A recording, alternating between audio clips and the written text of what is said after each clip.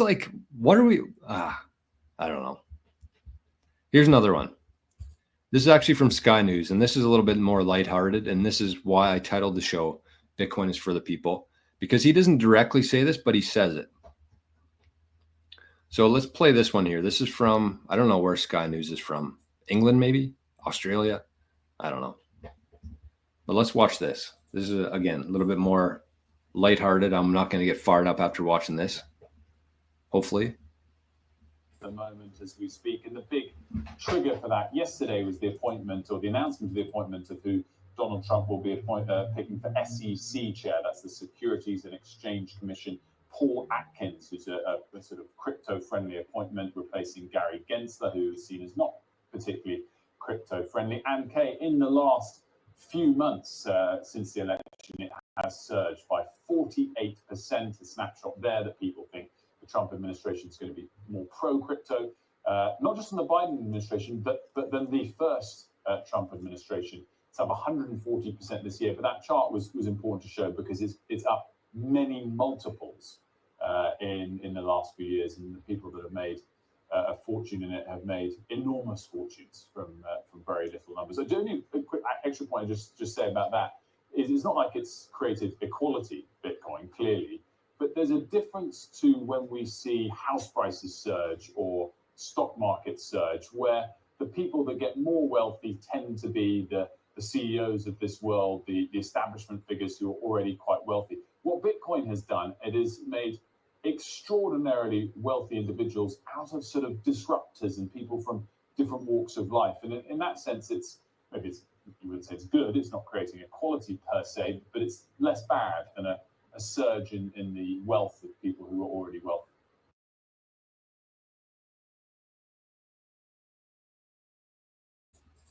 It's not good, but it's less bad. I mean, I don't know if he, worded that perfectly, but he's on the right track, I think. And his message there, I completely agree with.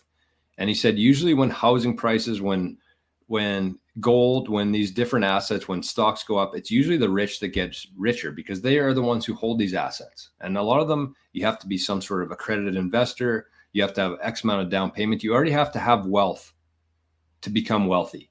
That's how the old system was. But with Bitcoin, you don't need to be an accredited investor to be part of this. You don't need $25,000 to put a down payment just so your purchasing power can can stay on par with the inflation. You don't need that. You can take $20, you can buy 20,000 sats. And if you sit on those 20,000 sats for the next 10 years, you're going to be leaps and bounds ahead of some of these dipshits on TV. You don't need anything. Bitcoin is for the people.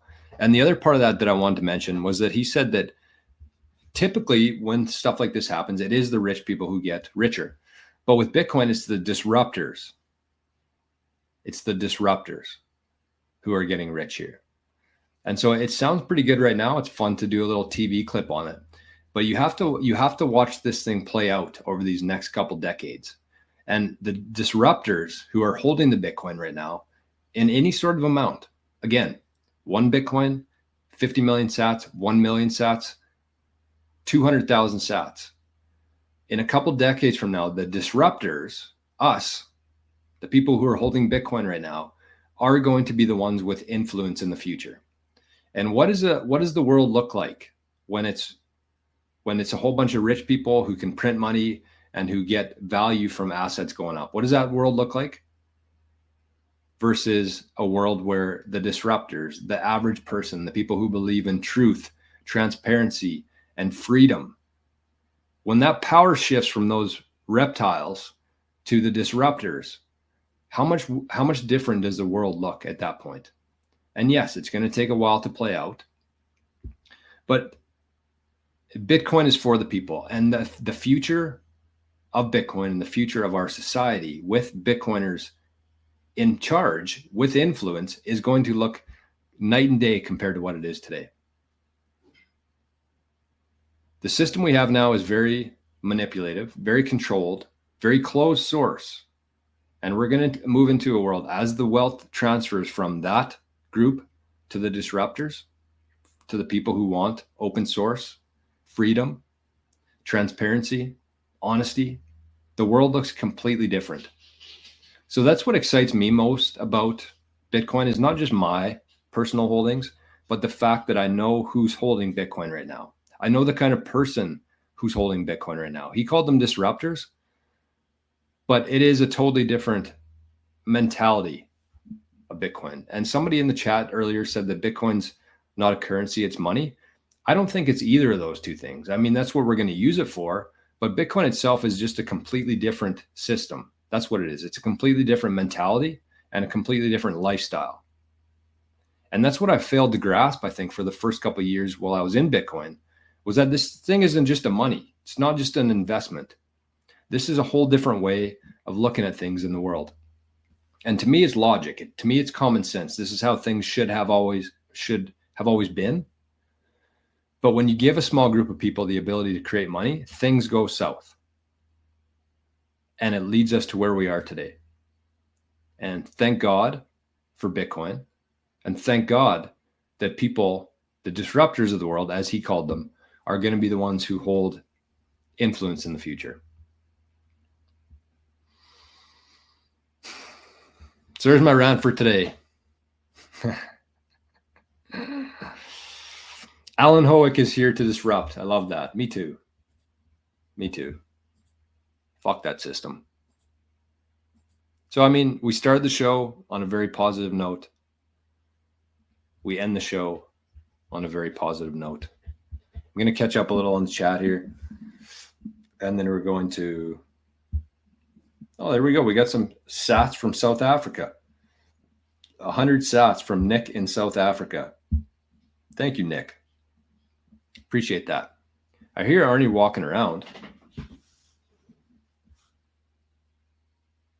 Maybe he'll show up. Arn? Do you want to come say thanks to all the people who zapped you? No, he's hiding. He's camera shy now. I don't know what's going on with that guy. So as soon as I end it, he just comes and sits here for the rest of the day. But it's almost like he knows that he's on camera. It's kind of weird. I mean, he's got a pretty good sense. I think animals have a better sense than people in a lot of ways.